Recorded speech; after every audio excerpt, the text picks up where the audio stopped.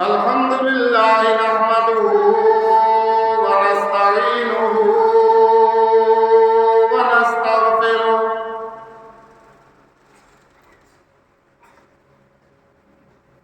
ونؤمن به ونتوكل عليه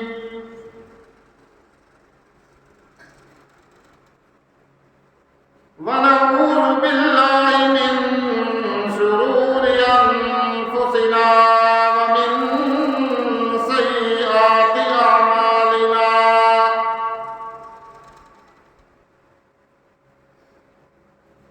من يهده الله فلا مضل له ومن يضلله فلا هادي له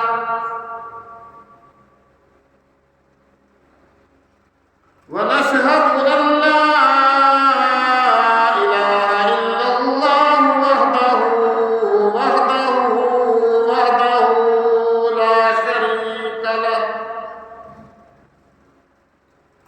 وحده لا شريك له ولا ضد له ولا ند له وحده لا شريك له ولا مثل له ولا مثال له ولا تمثيل له ونشهد أن سيدنا وسندنا وحبيبنا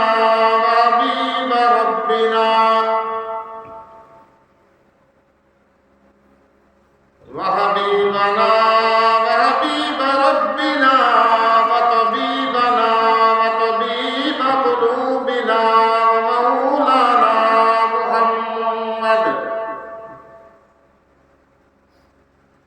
ومولانا ومرشدنا وهادينا محمدا عبده ورسوله أرسله الله إلى كافة للناس بشيرا ونذيرا وداعيا إلى الله بإذنه وسراجا منيرا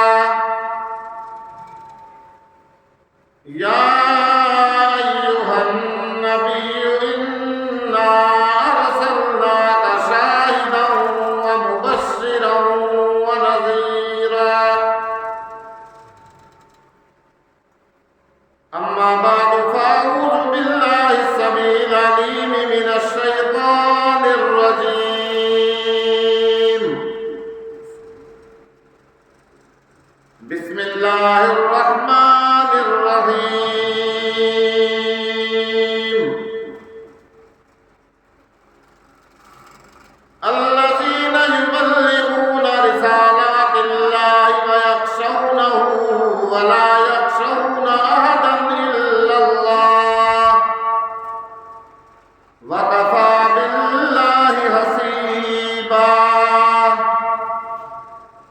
ما كان محمد أبا أحد من رجالكم ولكن رسول الله وخاتم النبيين وكان الله بكل شيء عليما وقال النبي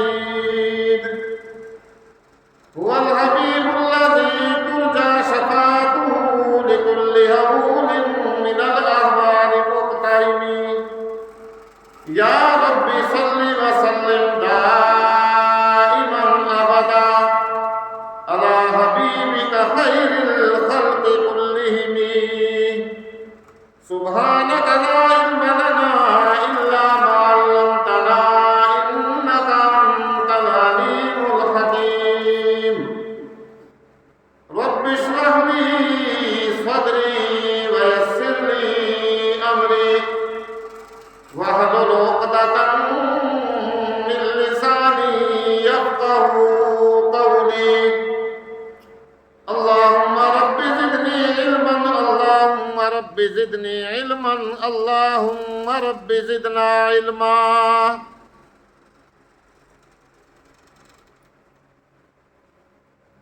گرامی قدر صدزی وقار انتہائی واجب الاحترام بزرگوں دوستوں عزیز طلباء کرام،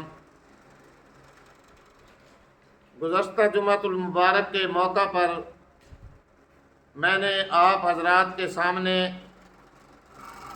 امام الانبیاء، خاتم الانبیاء، خاتم النبیین والمرسلین جناب احمد مجتبیٰ سب کہتے محمد مصطفیٰ صلی اللہ علیہ وآلہ وسلم کی سیرت اور صورت کے متعلق کچھ بات عرض کی تھی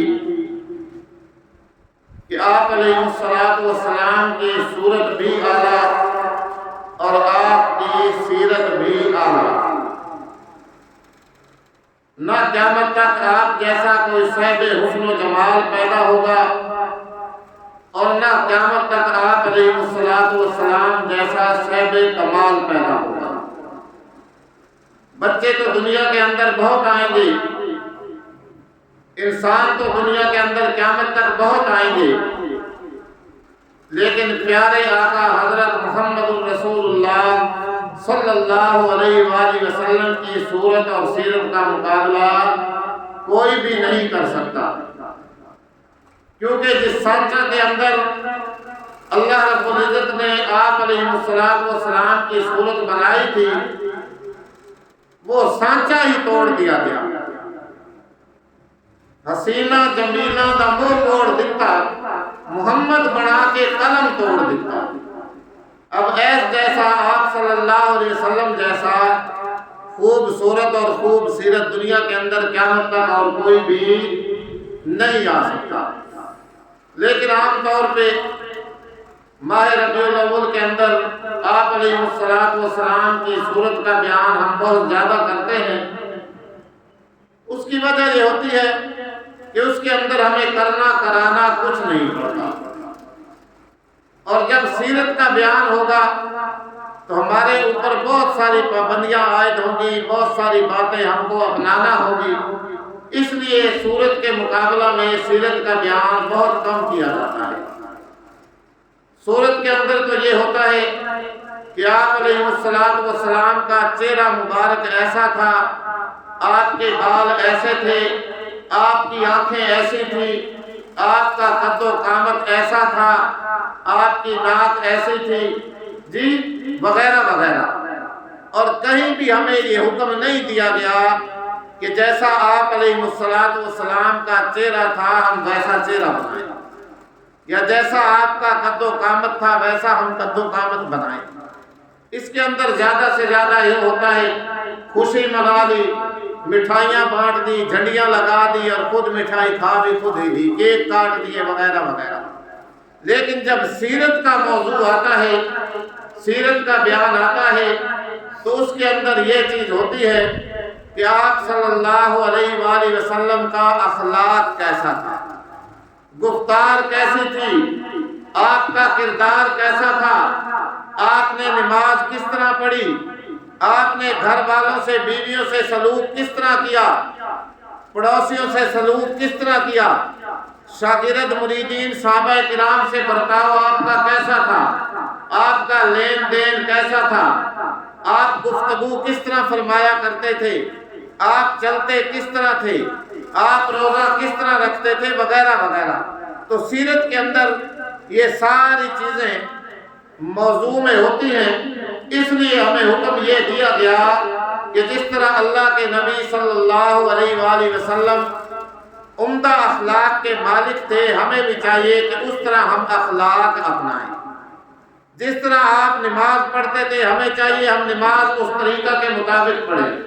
جس طرح اللہ کے نبی نے خوشی منائی، ہم بھی اس طریقہ کے مطابق خوشی منائیں۔ جس طرح اللہ کے نبی صلی اللہ علیہ وآلہ وسلم پہ مصائب آئیں، ہمارے اوپر بھی کوئی پریشانی آئے تو جس طرح اللہ کے نبی نے صبر فرمایا، ہم بھی اسی طرح صبر کریں۔ جس طرح اللہ کے نبی نے حج کیا، ہم بھی اس طرح حج کریں۔ جس طرح اللہ کے نبی نے روزہ رکھا، ہم بھی اس طرح روزہ رکھیں۔ جس طرح اللہ کے نبی نے آس پاس والوں سے، پڑوسیوں سے، ہمسایوں سے حسن سلوک کا معاملہ فرمایا، اس طرح ہم بھی اپنے پڑوسیوں سے حسن سلوک کا معاملہ فرمائیں۔ تو سیرت کے اندر یہ چیز ہوتی ہے۔ اللہ تعالی ہمیں اپنے پیارے نبی محمد الرسول اللہ صلی اللہ علیہ وآلہ وسلم کی سیرت اپنانے کی توفیق عطا فرمائے، اس پہ عمل کرنے کی توفیق عطا فرمائے۔ سیرت کے اندر سب سے پہلی جو چیز ہے وہ عصمت انبیاء ہے۔ عصمت انبیاء کا مطلب اور معنی یہ ہے، مفہوم یہ ہے کہ انبیاء علیہم السلام جو ہوتے ہیں وہ ہر قسم کے چھوٹے سے چھوٹے اور بڑے سے بڑے گناہ سے معصوم اور محفوظ ہوتے ہیں۔ نبی سے نہ بچپن کے اندر کوئی غلطی اور قصور ہو سکتا ہے، نہ لڑکپن کے اندر، نہ جوانی کے اندر، اور نہ نبوت سے پہلے والی زندگی کے اندر، اور نہ نبوت ملنے کے بعد والی زندگی کے اندر نبی سے چھوٹا گناہ اور غلطی نہیں ہو سکتی۔ ہمارا اہل سنت والجماعت کا یہ متفقہ اور اجماعی عقیدہ ہے کہ انبیاء علیہم السلام ہر قسم کی غلطی سے، ہر قسم کے گناہ سے، ہر قسم سے عیب سے بالکل پاک، معصوم اور محفوظ پیدا ہوتے ہیں۔ ان سے کسی قسم کے گناہ کا کوئی صدور ممکن ہی نہیں ہو سکتا۔ اور باقی بھائی دنیا کے اندر مختلف لوگوں نے نبوت کے دعوے کیے، مسیلمہ کذاب نے کیا، اسود انسی نے کیا، مرزا غلام احمد قادیانی نے قادیان کے اندر، ہندوستان کے اندر نبوت کا دعویٰ کیا۔ بولو ان کے بارے میں کوئی آدمی یہ چیلنج سے یا دعویٰ سے کہہ سکتا ہے کہ ان سے کوئی غلطیاں نہیں ہوئی زندگی کے اندر، بچپن کے اندر، لڑکپن کے اندر، جوانی کے اندر؟ نہیں، بہت ساری غلطیاں ہوئی، گناہ ہوئے، کمی کوتاہیاں ہوئی۔ یہ اعلیٰ منصب صرف انبیاء علیہ السلام ہی کا ہے، جو حقیقی اللہ کی طرف سے نبی ہوتے ہیں، کہ ان سے چھوٹے گناہ کا صدور بھی ممکن نہیں ہوتا۔ اور اس کی وجہ کیا ہے؟ اللہ کے نبی صلی اللہ علیہ وآلہ وسلم نے 3 وجوہات اس چیز کی بھی بیان فرمائی۔ اللہ کے نبی نے فرمایا سب سے پہلی بات تو یہ ہوتی ہے کہ انبیاء علیہ السلام جس مٹی سے بنائے جاتے ہیں وہ مٹی کہاں سے لی جاتی ہے؟ جنت سے۔ اور جنت کی جو مٹی ہوتی ہے وہ بالکل پاک اور صاف اور ہر قسم کے عیب سے مبرہ ہوتی ہے۔ تو جب مٹی پاک ہے، طینت پاک ہے، تو اس سے جو چیز ڈالی جائے گی، جو چیز بنائی جائے گی، وہ بھی بالکل کیا ہوگی؟ پاک اور معصوم ہوگی۔ ایک وجہ تو یہ ہوتی ہے کہ انبیاء علیہ السلام کو جس مٹی سے بنایا جاتا ہے، اللہ رب العزت وہ مٹی جنت سے لیتا ہے۔ کہاں سے لیتا ہے بولو؟ جنت سے۔ اور جنت کی ہر چیز کیا ہے؟ پاک اور صاف۔ اور دوسری وجہ کہ انبیاء علیہ السلام سے گناہ کا صدور کیوں نہیں ہوتا، کیوں معصوم اور محفوظ ہوتے ہیں، وہ یہ چیز ہوتی ہے کہ انبیاء علیہ السلام کو ہر وقت اللہ رب العزت کے جلال کا مشاہدہ ہوتا رہتا ہے۔ ہر وقت اللہ کی ذات ان کے سامنے ہوتی ہے۔ آج معمولی سی بات ہے، بادشاہ وقت جس کے سامنے بیٹھا ہو، یا کوئی تھانے دار، D C, S P, D P O وغیرہ جو بھی آپ کہہ لیں، اس کے سامنے بھی انسان چھوٹی سی چھوٹی غلطی نہیں کرتا، کہ جائے کہ اللہ رب العزت کی ذات۔ تو انبیاء अलैहिस्सलाम जो होते हैं उनको हर वक्त अल्लाह की ज़ात सामने होती है, अल्लाह के जलाल का मुशाहिदा होता रहता है, इसलिए उनसे किसी किस्म के गुनाह का सदूर नहीं होता। और तीसरी चीज़ क्या होती है कि उनके साथ अंबिया अलैहिस्सलाम के साथ अल्लाह रब्बुल इज़्ज़त की हिफाजत जो है वो शामिल हाल होती है। अल्लाह खुद अंबिया अलैहिस्सलाम की गुनाहों से हिफाजत फरमाता है। कुरान से इसका हमें हवाला मिलता है, कुरान का सबूत मिलता है। आम लोगों को तो हुक्म होता है ना कि बंदो गुनाह से दूर रहा करो, गुनाहों से बचो। जी, उलमा को भी हुक्म है, सहाबा को भी हुक्म है, औलिया को भी हुक्म है, हाफिजों को भी, कारियों को भी, आम इंसानों को भी क्या हुक्म है कि गुनाह से बचो, गुनाहों से दूर रहो, अपने आप को गुनाहों से बचाओ। लेकिन जब अंबिया अलैहिस्सलाम की बारी आती है तो अल्लाह रब्बुल इज़्ज़त गुनाह ही को हुक्म फरमाता है कि खबरदार मेरे नबी के करीब न जाना। अल्लाह खुद ही गुनाह को नबी से क्या कर रखता है, दूर रखता है। तो ये तीन चीजें जिनकी वजह से अंबिया अलैहिस्सलाम बिल्कुल पाक, साफ, मासूम और गुनाहों से महफूज होते हैं। मट्टी पाक, अल्लाह की ज़ात का मुशाहिदा और हिफाजत खुदाबंदी।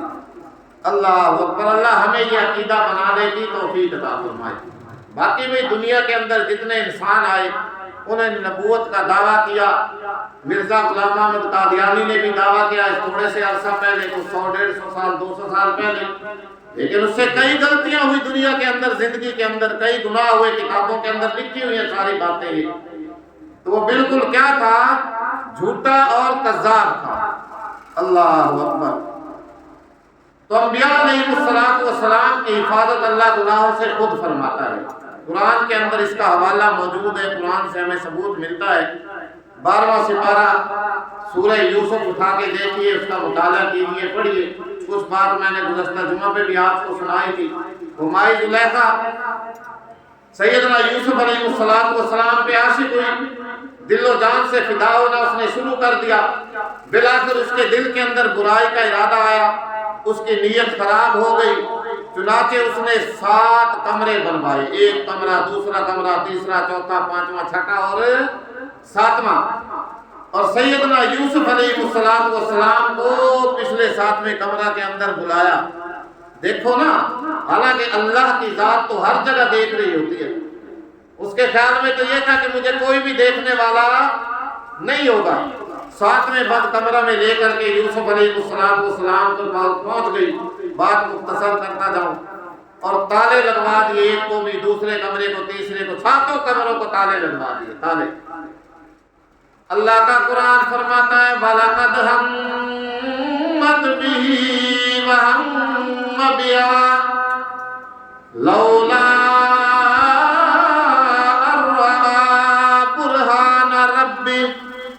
कज़ालिका लिनस्रिफ़ अन्हु अस्सूअ वल फ़हशा। कज़ालिका लिनस्रिफ़, इस जुमला पे गौर कीजिए। कज़ालिका लिनस्रिफ़ अन्हु अस्सूअ वल फ़हशा इन्नहु मिन इबादिनल मुख़लसीन। अल्लाह में कुरान मुक़द्दस पढ़ने की तौफ़ीक अता फरमाए, पढ़ के समझने की तौफीक अता फरमाए, और इस पे हमें अमल करने की भी तौफीक अता फरमाए। और सबसे आखिर के अंदर जब ये तीनों बातें हो जाएं, हम कुरान भी पढ़ें, उसको समझें भी और उस पे अमल भी करें। आखिरी बात, फिर अल्लाह रब्बुल इज़्ज़त इसी किताब मुक़द्दस को, किताब खुदा को हमारे लिए ज़रिया हिदायत और ज़रिया नजात बनाए। आज मैं पढ़ रहा था, एक जगह लिखा हुआ था, बड़ी अच्छी बात किसी लिखने वाले ने लिखी। अब ये स्कूलों का मामला चला हुआ है ना, हड़तालें, स्कूल बंद है, स्कूल बंद है सारे। गवर्नमेंट इनको प्राइवेट करना चाहती है, फीसों से बच्चों को तालीम मिलेगी। तो एक लिखने वाले ने आज लिखा हुआ था कि परेशान ना हो, दीनी मदारिस मौजूद हैं, وہاں اپنے بچوں کو بھیجیں، کتابیں بھی مفت ملے گی، وردی بھی مفت ملے گی، کھانا پینا بھی ملے گا اور تعلیم بھی آپ کو مفت ملے گی۔ لہذا وہاں بچے داخل کرا دے، اس معاملے میں پریشان نہ ہو۔ اللہ ہمیں وہی قرآن کی طرف آنے کی توفیق عطا فرمائے۔ اللہ اکبر۔ کوئی ہڑتال نہیں، کوئی زیادہ تھوڑی تنخواہ کا مطالبہ نہیں، کوئی فیس کا مطالبہ نہیں کسی قسم کا۔ جو سنے کدے کسی مولوی نے کسی آکھا بھئی مسجد میں احتجاج کرتا یا ہڑتال ہے میں نماز پڑھاؤں، کوئی نہ سمجھ تو سے تنخواہ نہیں دی۔ سنے کو مولوی اب تک تو زندگی کسی سنے ہوئے کیا مشکل ہے میرا خیال۔ اور یہ آئے دن روزانہ احتجاج، روزانہ ہڑتالیں، کبھی جج ہڑتال کر رہے ہیں، کبھی وکلاء ہڑتالیں کر رہے ہیں جی، کبھی کوئی محکمہ والے ادارہ والے ہڑتال کریں، احتجاج کرتے ہیں، سڑکوں پہ نکلے ہوتے ہیں کہ جی ہمارے مطالبات پورے کیے جائیں، ہمارے الاؤنس پورے نہیں مل رہے، ہماری تنخواہیں پوری نہیں مل رہی، ہمارا پورا نہیں ہوتا۔ اللہ اکبر۔ پہلے تو یہ ہوتا ہے نا، بچوں کو جو ہے نا عام طور پہ ہم جو ہے نا حفظ کی طرف نہیں لگاتے، عالم کاری نہیں بناتے کہ جی کھانسی کتوں، کھانسی کتوں، بھوکا مر ویسی، مسیطڑ بن ویسی یہ تھا۔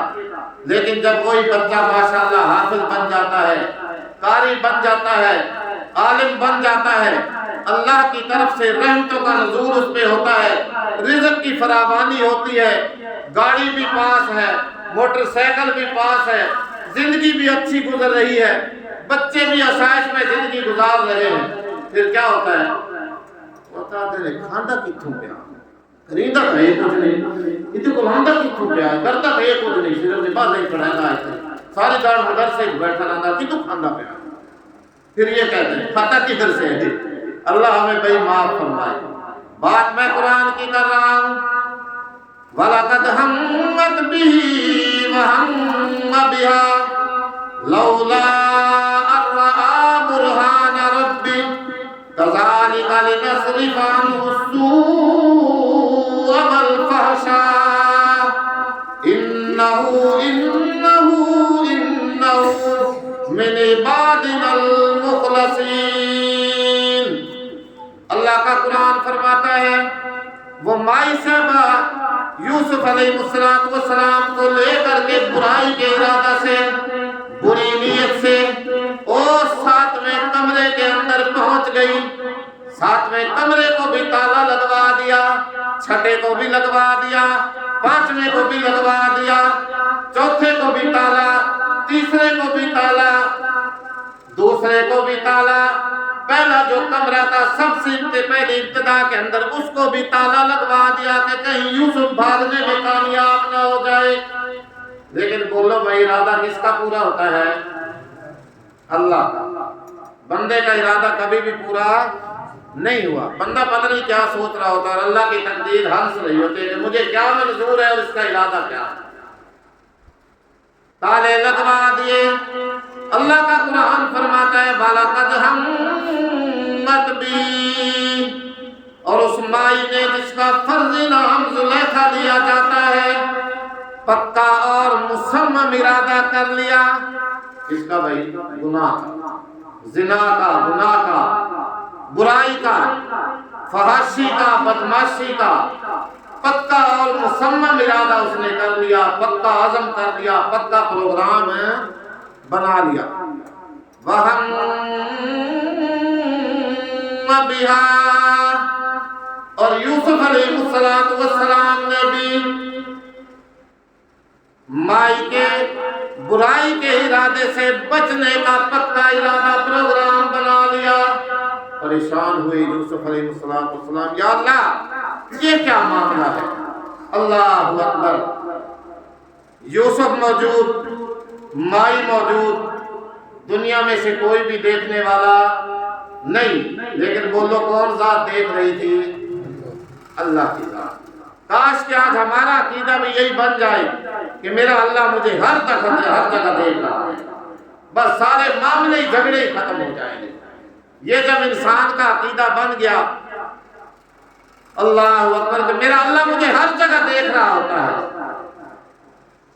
تو سارے دونوں جہانوں کے مسئلے ہی ہمارے حل ہو جائیں گے۔ اللہ میں اس بات پہ ہمیں عمل کرنے کی توفیق عطا فرمائے اور یہ عقیدہ پختہ بنانے کی توفیق عطا فرمائے کہ میرا اللہ مجھے ہر جگہ دیکھتا ہے، ہر جگہ میری سنتا ہے۔ یہ عقیدہ پختہ بنا لیں۔ تو اللہ کے پیغمبر سیدنا یوسف علیہ السلام نے وہم بہا، مائی کے برائی کے تیر سے بچنے کا پختہ ارادہ کر لیا۔ لولا برہان ربی، اگر یوسف علیہ السلام کی اللہ کی طرف سے حفاظت نہ ہوتی، اللہ اس اپنے بندے کی حفاظت نہ فرماتا، ہو سکتا ہے وہ بھی برائی میں مبتلا ہو جاتے، لیکن اللہ نے حفاظت فرمائی۔ مائی نے بند کمرہ میں جا کر کے کہنے لگی، ہائی طلت، اے یوسف آ جا، میں تمہیں سے کہہ رہی ہوں۔ تفسیر میں نہیں جاتا، وقت ہو گیا آپ کا، لمبی بات ہو جائے گی۔ کہہ رہا کہ آ جانا، کس کا انتظار ہے؟ تمہیں سے تو میں کہہ رہی ہوں، تمہیں سے بلا رہی ہوں۔ سیدنا یوسف علیہ السلام نے یوں آسمان کی طرف نگاہ اٹھائی اور عرض کی، قال معاذ اللہ انہ ربی احسن مثواي۔ اللہ اکبر، میں اللہ کی پناہ مانگتا ہوں اس گناہ سے، اللہ کی پناہ میں آتا ہوں، یا اللہ میری حفاظت فرما کہ بے شک وہ میرا رب بڑا مہربان، جس نے مجھے اتنا اچھا ٹھکانہ دیا، اچھی پرورش کرائی، اچھی تربیت کرائی۔ ایک مطلب تو یہ ہے، اور دوسرا مطلب یہ تھا کیونکہ یوسف علیہ السلام نے عزیز مصر کے گھر میں پرورش پائی، کھایا پیا پہنا، اچھی آسائش میں رہے، اچھی طرح پرورش ہوئی، اچھی طرح تربیت ہوئی، تو یوسف علیہ السلام نے فرمایا، نہیں زلیخا، وہ میرا کتنا اچھا مجھے پالنے والا ہے، میری تربیت کرنے والا ہے، تیرا خامد، لہذا میں اس کی نعمت حرامی نہیں کرنا چاہتا، لہذا میں یہ کام نہیں کروں گا۔ بات مختصر، سیدنا یوسف علیہ السلام نے یوں آسمان کی طرف نگاہ اٹھائی، اللہ کی طرف سے اشارہ تھا۔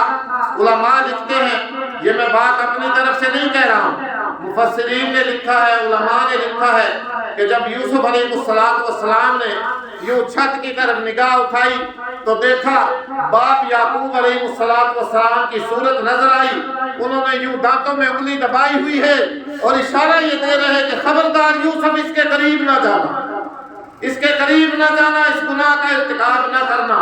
مفسرین لکھتے ہیں کہ وہیں سے سیدنا یوسف علیہ السلام نے دوڑ لگائی، دیکھا کمرے کو تالا لگا ہوا ہے، یا اللہ یہ کیا معاملہ ہے؟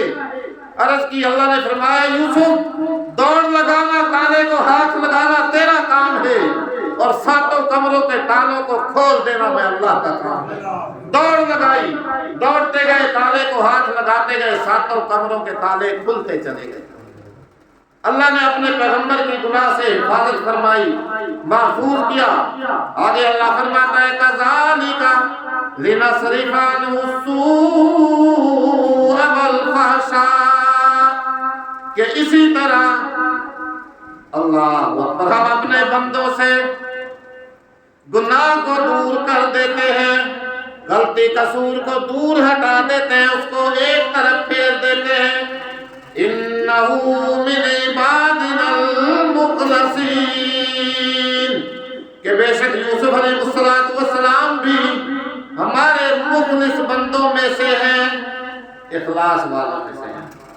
تو اللہ تعالیٰ اپنے انبیاء علیہ السلام کی جو نبی ہوتے ہیں ان کی اس طرح حفاظت فرماتا ہے، اور یہ جو دنیا کے اندر جنہوں نے آ کر کے جھوٹے نبوت کے دعوے کیے، ان میں سے کوئی بھی گناہوں سے محفوظ نہیں تھا، کوئی بھی گناہوں سے نہیں بچتا تھا، اور قرآن سے اوپر تو کوئی بات بھی نہیں ہے۔ جو آیت مبارکہ میں نے آپ کے سامنے تلاوت کی ہے، اس کے اندر اللہ رب العزت نے اسی بات کا ارشاد فرمایا، وخاتم النبیین، کہ محمد الرسول اللہ صلی اللہ علیہ وآلہ وسلم جو ہیں یہ آخری نبی ہیں، ان کے بعد قیامت تک کوئی بھی نبی دوبارہ نہیں آئے گا، نہ آ سکتا ہے، نہ آئے گا۔ ہمارے پیارے آقا جب پیدا ہوئے تو آپ علیہ السلام کا نام بولو کیا رکھا گیا؟ محمد، اور دوسرا نام احمد۔ جی اس کے بھی 4 لفظ ہیں، محمد کے بھی 4 لفظ اور احمد کے بھی بولو کتنے لفظ ہیں؟ لیکن کسی بھی ایک حرف کے اوپر کوئی بھی نقطہ نہیں ہے۔ گویا کہ اللہ دنیا والوں کو بتا دینا چاہتا ہے کہ جس طرح محمد کے نام پہ کوئی نقطہ نہیں آیا، اسی طرح محمد کی ذات پہ بھی کوئی انگلی نہیں اٹھا سکتا قیامت تک۔ ورنہ انبیاء علیہ السلام سے بھی غلطیوں کا صدور ہو، گناہوں کا صدور ہو، جو ساری دنیا والوں کو گناہوں سے بچانے کے لیے آتے ہیں، پھر مبادہ کسی کو یہ موقع مل جائے کہ دیکھو جی کل کا یہاں بھیج کریں گا ہوں گا سمجھے رہا تبلیغ ہم ادا کریں گا، جیسے ہم دنیا والے بھی جہاں دنیا میں کہہ دیتے ہیں۔